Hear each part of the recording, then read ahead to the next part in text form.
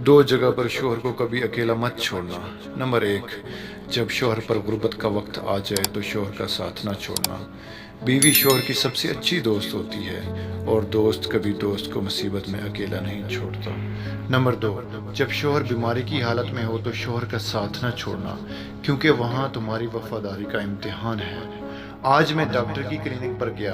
अभी थोड़ी ही देर गुजरी थी कि एक आदमी, साथ इसकी बीमार बीवी और इनके साथ बच्चा भी था, वो भी डॉक्टर की क्लिनिक पर आए। डॉक्टर साहब ने इनकी बीवी को चेक किया और एक इंजेक्शन लगाया। बुखार बहुत तेज था, फिर कुछ दवाएं दी और 1400 रुपए का बिल इसके शोहर के हाथ थमा दिया। दवाइयों का बिल देखते ही इसके रंग उड़ गए और कहा, डॉक्टर साहब बुखार ही तो है, इतने पैसे कैसे बने? डॉक्टर ने कहा, जितने पैसे बने थे मैंने उतने ही बताए हैं। इतनी देर में उसकी बीवी आगे बढ़ी और तमाम दवाएं टेबल पर रख दी और बोली, इंजेक्शन लग गया है, अब मैं ठीक हो जाऊंगी। डॉक्टर ने दवाएं निकालकर फिर भी 850 रुपए वसूल कर लिए। इस औरत की आंखों में आंसू आ गए और कहने लगी, मेरी गोद में मेरा बच्चा है जो कि 15 दिन से बीमार है।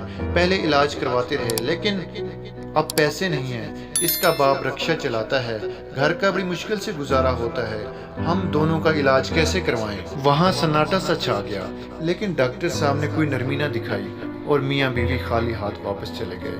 और मैं खुद से ये सवाल कर रहा हूँ कि क्या हमारा माशरा ऐसा है?